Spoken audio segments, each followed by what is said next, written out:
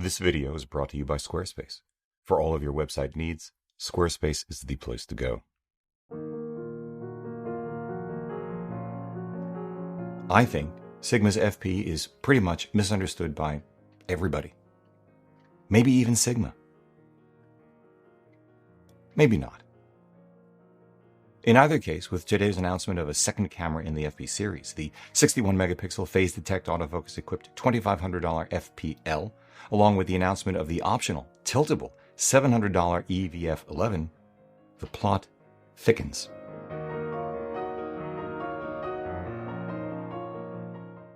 Hey everybody, I'm Hugh Brownstone for Three Blind Men and an Elephant.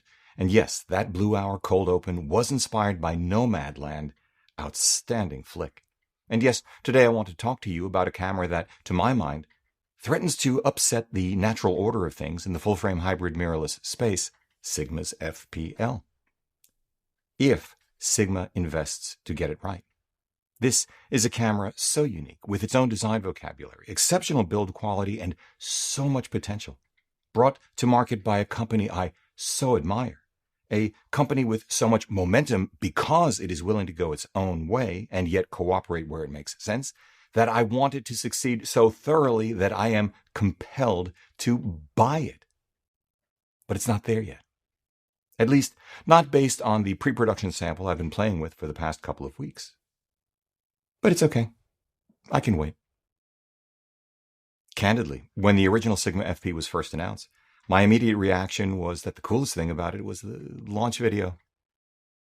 It made no sense to me as a hybrid camera. It made no sense to me as the world's smallest full-frame camera. It had no built-in grip, no EVF, no tiltable rear panel, no ergonomics to speak of, really, for photographers. Never mind the fact that in 2019, it had no Ibis. I looked at that what the heck were they thinking optional rear panel magnifying loop and saw it as a throwback to the Zacuto Z-Finder I bought for my Canon 5D Mark II back in the day, which actually led me to abandon DSLRs and move to Sony. Though, of course, we can surmise pretty much exactly what Sigma was thinking, video, just like that Z-Finder, a third point of contact. But that really only made sense before mirrorless and EVFs were a thing. Not so much now. I certainly wouldn't use it for street photography because adding the loop would make the package a whole lot bigger than a Sony a7C, for example, or a Leica Q2, a Fujifilm, pick your body, and would, I suspect, garner strange looks from the people I talk to on the street. Though it does remind me of Hasselblad's 500CM, which is kind of cool. As for video, no internal ND. No phase detect autofocus, no 4K 60p, no XLR or mini XLR jacks, no second card slot, no headphone jack, only a micro HDMI port for sake, still no Ibis. If you rigged it up properly for video, with a cage or a gimbal, the appropriate manual focus cine lens, a rail system for the flag and filter stages and focus motor you'd need, an external SSD, a monitor, and a low-latency video transmitter for the director and the focus puller you'd need to extract the most from that setup, well, it wouldn't be all that small or inexpensive, would it?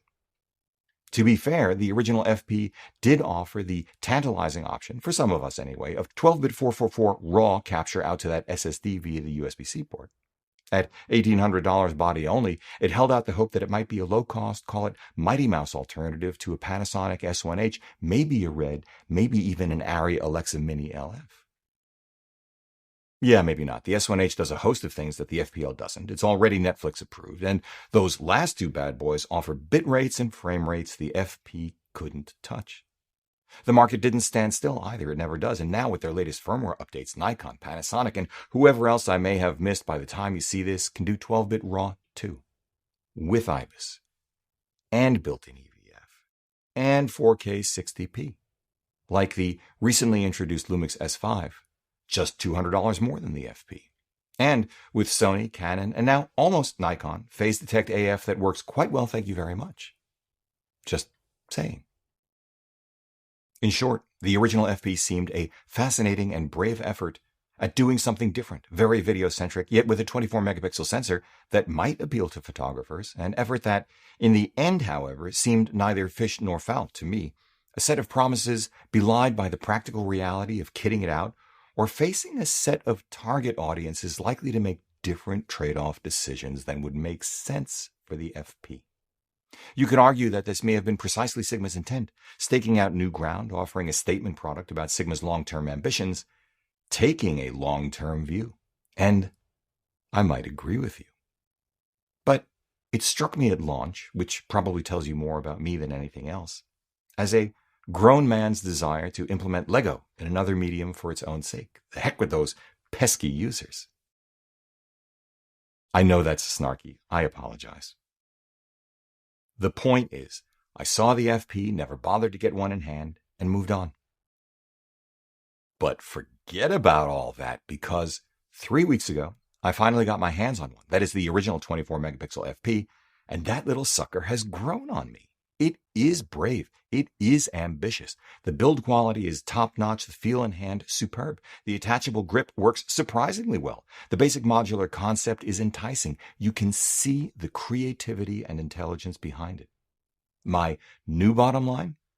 Properly realized, I think the original FP is destined to become an industrial design icon. Hold that thought. Then, 2 weeks ago, I got my hands on a 61 megapixel phase detect autofocusing pre-production FPL, as in firmware version quadruple 01, along with Sigma's also pre-production EVF 11. These have me thinking big time, bi-signal big time. Gorgeous video imagery with Sigma's new I-series lenses, at least I think so, as in the cold open you just saw. I much preferred the result, straight out of camera, to the Sony a7 III we also had on hand, though, to be fair, I'm sure with enough settings tweaking, maybe more tweaking in post, I'd be just as happy. Pretty sure. But that would put me in the futz zone, which I can't stand. The cold open was shot on the FPL with EVF 11 using Sigma's 65F2, recorded to the SSD in 12-bit Cine DNG, pulled together with a small rig cage. It wasn't as complicated or difficult to edit as I'd feared either. All I had to do was throw the images onto a timeline, modify their duration to 1 frame each, and then merge them together to create a compound clip in Final Cut Pro 10 on my 2020 iMac. Oh, and load a 2.39:1 template for that widescreen look, which would only be even more gorgeous with my Apo-Summicron SL35F2, or Sigma's own insanely sharp but insanely large and heavy for what we do 40mm f1.4 art lens, or even more appropriately their Cine T1.5 version of it. Gorgeous stills imagery too, like this.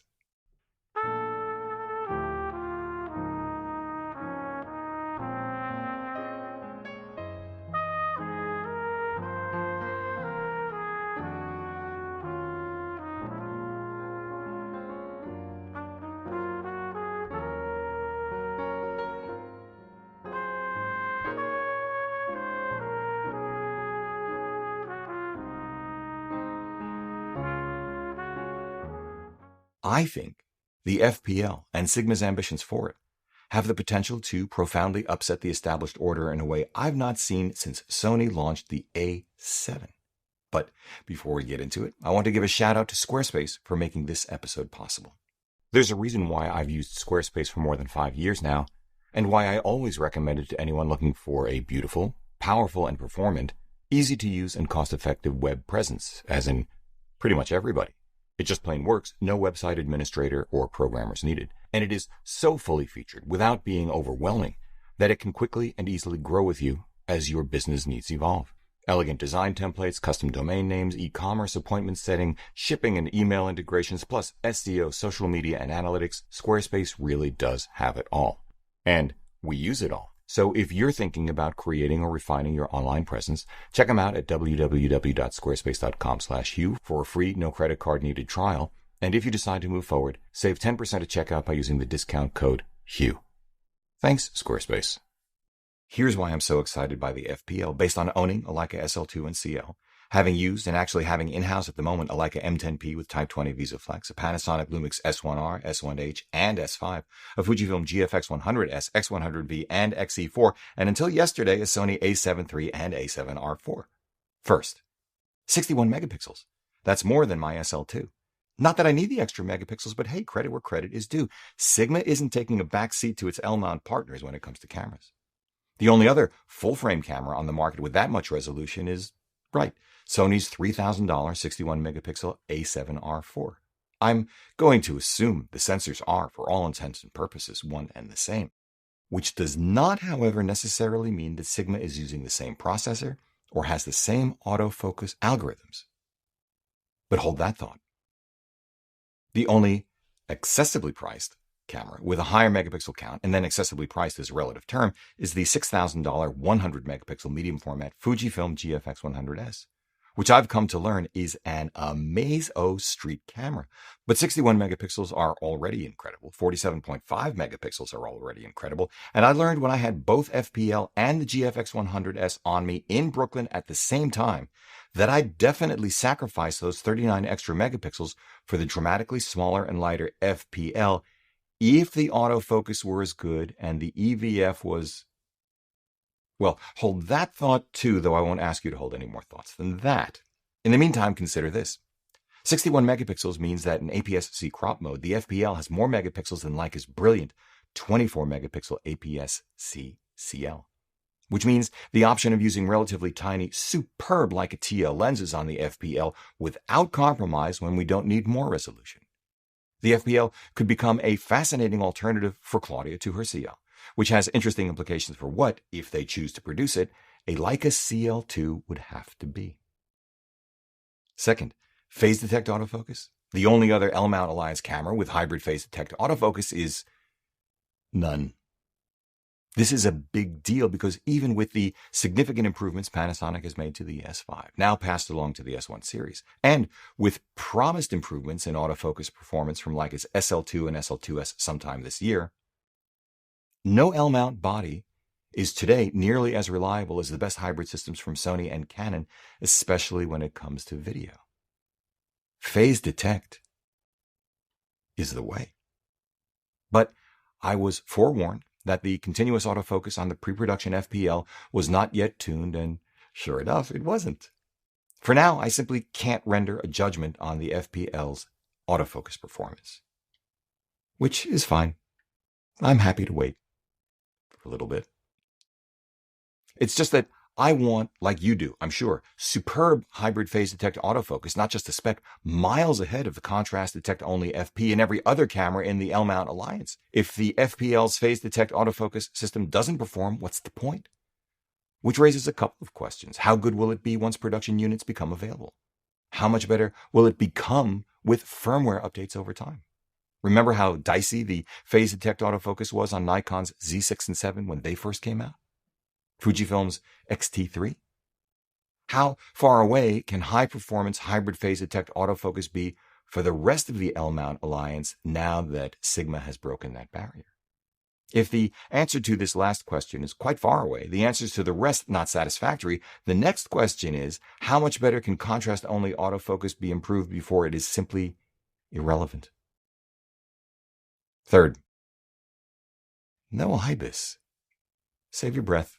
Ibis will not be added anytime soon, which is a shame because once you've experienced Ibis, it's tough to go back, especially since it is, along with outstanding autofocus, the set of foundational technologies required to extract maximum performance from high-resolution sensors, and the reason why the GFX 100S, beyond the 40% lower price compared to the original GFX 100, and my SL2 for stills are so compelling.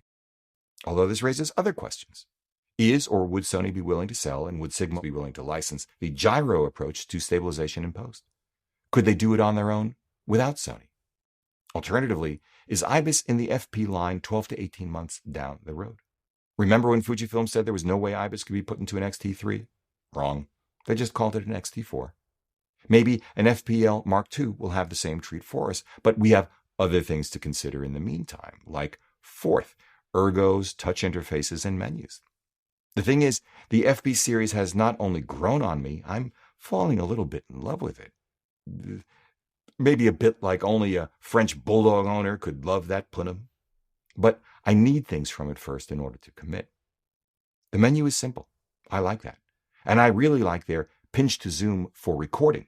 It's a clever, easy way to take advantage of those 61 megapixels in real time to create different focal lengths a la Leica's Q2, only better. More pixels, more precision, finer grained. But I'd prefer that Sigma take advantage of a lens's EXIF data to interpret that zoom factor as a focal length and display it. Thus, for example, were one using the 24-35 and zoomed in 1.53x, it would be more useful to the photographer to see 35mm. I'd also rather see 26 megapixels than 4.8K.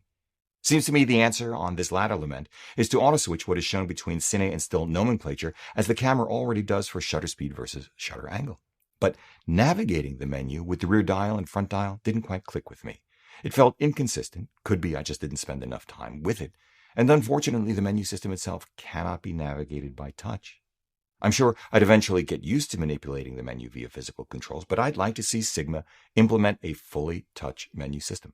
I suspect that it is fairly easy to enable a touch interface for the menu, and if this is so, it would be wonderful if Sigma then chose to take full advantage of the myriad opportunities this creates to transform the FP series from a tool to companion, not only in hardware, but software too. Let's turn to hardware issues. If you decide to use the half-cage SmallRig has created for it, for example, as always a stellar value and a perfect fit, you'll find that when you mount the Samsung T5 SSD in a way that makes sense given the desire for a handle and a monitor, the on-off and cine still switches become inaccessible. That is, without a number 2 pencil with eraser handy. Which is a surprise and a shame really, because I like those switches. They are big, simple, tactile, with a nice, solid quality feel. I wish depth of field preview was real-time rather than a half-shutter or remapped AEL button press away. Speaking of which, I wish the shutter release were canted maybe 40 degrees downward so that, for photography, it would fall more naturally under my index finger. But I get it. That could ruin the camera's lines, and it's not highest priority. For lenses without an aperture ring, I've set the FP series bodies so that the back dial adjusts aperture while the top dial adjusts shutter speed. That is, for manual mode, which is how I shoot. But I wish there were 2 control wheels accessible in the same plane, front and back. Though, to be fair, there's not much real estate available for this, and Canon has the same issue. Too much futzing. Fifth, the viewfinders. I've already told you that I love the FP series small size. I love the build quality, the utterly unique design vocabulary, which just might become iconic.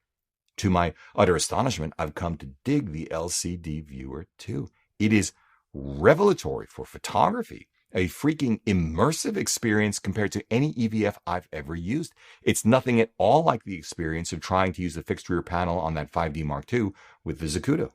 Chalk that up to the much better rear screen on the Sigma FP and FPL, and a really good job by Sigma on the optics. But I do wish the rear panel were hinged. I do wish the LCD viewer, as with many video cameras, attached directly to it and was easily removable, which it isn't now. Once you screw it in with a couple of Allen head screws, it's on. But my biggest issue is with the new EVF 11. The original FP cried out for an EVF, and to Sigma's credit, they listened and acted. The EVF 11 that launches with the FPL is priced at $700, but it is also available in a bundle for just $300 more than the body alone, which makes it a no-brainer. The unit I had was not a final version, so once again, I can't comment on it with certainty, but there is a lot to like. It is tiltable up to 90 degrees. Yay. Has a nice, decently sized, bright, sharp screen. The dioptric adjustment is underneath the eyepiece so that you are less likely to accidentally shift it, and it still looks good when you punch in for magnification. It is far brighter, sharper, and color accurate than Leica's Type 20 VisoFlex, and it doesn't make you seasick when you move the camera side to side in magnification mode for whip pans the way the VisoFlex does. But A, the EVF doesn't have a proximity sensor. There's a nice big switch on the side to set the view to the EVF or to the rear screen. B, I did notice some pincushion distortion. C, I wish it had higher eye relief because I wear glasses. D, it drained the already small battery quickly. E, the attachment, again with this pre-production unit, was a bit finicky. We'll have to wait and see how it turns out. Most importantly, though, F, it is, in the end, simply too big attached to the wrong part of the camera, at least for photography. Attaching it to the left side of the camera turns the world's smallest full-frame camera into a camera fractionally wider than a Leica M10P. It pretty much delegitimizes the whole world's smallest full-frame thing. especially because without it, the FPL is so much narrower than the M10P, and that is awesome. To deliver on the implicit promise of the world's smallest full-frame camera, the EVF, in my opinion, should be mounted on the top, in the center, like on the Leica M10P, and should draw power from a smart hot shoe.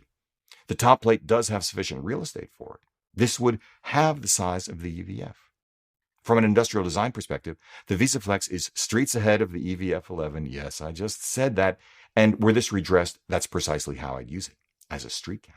In fact, what most intrigues me about the FPL is that it could become, for someone like me, an autofocusing as well as manual focusing, call it M11, in a smaller package with new design language without surrendering build quality or iconic, if different, industrial design, with more megapixels than the M10R.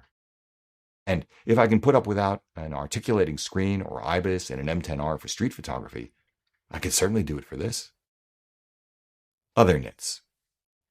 Well, as I just said, the battery is small. I wish I wouldn't have to carry what I anticipate would be at least 3 more for a full day of street shooting with the EVF, but I could cope. I wish it had high-speed dual card slots. I don't know if it's possible. It is a very tight envelope, but I'd appreciate them not for redundancy so much as rollover video recording. I'd rather not have to use an external SSD, though using an external SSD may be part of their heat mitigation strategy, and so I guess I can cope with that too. I wish it would do 4K 60p internally, but that's not a deal breaker, or maybe it is. We'll come back to that. Finally, I bet you were wondering if I was ever going to talk more about this. What about the FP series' much touted ability to record 8-bit 444 Cine DNG 1080p internally and 12-bit Cine DNG 444 4K externally to an SSD? It's clever. It makes sense. But I want to tell you this. My instinct, my eyes, my business sense have been telling me for years now that the hubbub over, well, what was first? Log, then 10-bit 422, and now 12-bit RAW in its various forms, Cine DNG, ProRes RAW, Blackmagic RAW, is not worth the processing, storage, and color grading overhead for 99% of us 99% of the time. Not with YouTube compression, the screens on which YouTube is displayed, or the eyes of mere mortals. But as I said, I loved what came straight out of camera from the original FP, recorded in 12-bit Cine DNG. I'd really like to do a real-world, comprehensive, disciplined comparison to sort this definitively once and for all. Sigma, you know where I live. Or guys, if you know of anyone who has done something like this already, please let me know in the comments section below. Thanks. Let me wrap it up this way for now. With all of these provisos, I am, to my surprise and delight, more excited by the FP series and the bold strokes that Sigma is taking with it than by any camera since Leica's SL2. And I bought one of those. Claudia has been giving me the stink eye for the last week because she can just smell what that means, but we will see. A lot of things are happening right now. If Sigma does it right, if, most importantly in my book, the autofocus out of the gate, or shortly thereafter, is as good as that in Sony's A7R4, and they sort the EVF, this camera really can be, for someone like me anyway, the ultimate hybrid. A camera, I think, could upset everyone's apple cart, from Sony to Nikon, Panasonic, Leica, even Fujifilm. Tiny, rock solid, unique, massively capable, able to function not only as our daily driver for video in studio and on location, mounted on our Weeble S with any of those Sigma I-series lenses makes it pretty awesome, though, yeah, then I definitely want 60 frames per second in 4K, but as, and here's the thing that really gets me personally, an autofocusing, Leica M-inspired stills photography icon in the making, priced within much easier reach, capable of shooting for speed when I want it at the level of my SL2 with SL glass, Sigma's excellent and tiny I-series glass, Panasonic's competent, video-centric L-mount glass, or at the pace of a flaneur, when I'm in the mood, roaming the streets of New York, Paris, London, Berlin, maybe a mountain village in Tuscany, at the pace of an M with timeless M glass. With the ability to crop the crap out of an image and still create a gorgeous, ginormous print taken with a camera and lens combination so light I could forget I had it on me. I'd like to go on that ride. But the market has evolved, and Sigma may not get it right, or maybe not get it right in time. For $500 more right now, one can buy a Sony a7R IV with a higher resolution built-in EVF, Ibis dual card slots, and already excellent autofocus. If you buy the FPL with the EVF 11 bundle, then it's even money. For even money, one can also buy a 45.7 megapixel Nikon Z7 II, with Phase Detect AF finally closing in on the Sony, and EVF that, if not 5.7 million dots, is still gorgeous, Ibis, which is actually better than Sony's, 4K 60, and the ability to record 12-bit RAW out to an Atomos Ninja 5. For $500 less, the same as for the FPL body only, one can buy a Canon EOS R6, but then you don't have anywhere near the megapixels, nor ultimately real-world video performance or freedom from heat management concerns. For $1,000 less, one can buy a Lumix S5, which doesn't offer the megapixels or the same level of AF performance as Sony, Canon, or now Nikon, and doesn't support an EVF as easy on the eyes as any of them. But the S5 exceeds the other three for practical real-world video and gives the FPL a run for its money now that it can also record ProRes RAW 5.9K blah blah blah. I don't think Red or Ari have to worry about it yet, but at this pace, in 2 to 4 years' time, just maybe. Thanks again to Squarespace for sponsoring this video. For all of your website needs, visit www.squarespace.com/Hugh for a free, no credit card needed trial. And when you're ready to move forward, save 10% by using the discount code Hugh at checkout. Thanks, Squarespace. If you like what you've seen here today, please give a thumbs up, subscribe, join the conversation below, because this is an incredible audience. If you'd like a copy of our Streets of New York, the book, head over to www.3bmep.com/books. If you'd like to schedule a one-on-one video session with me for a portfolio review, explore or hone your artistic voice, select gear, and more, sign up at www.3bmep.com/booking. Finally, consider supporting our work by using our no-cost-to-you affiliate links down below, picking up some official Three Blind Men and an Elephant swag at 3bmep.threadless.com, sending coffee money via PayPal, or best of all, join us as a patron over at Patreon. However you choose to support us, as always, we thank you for it.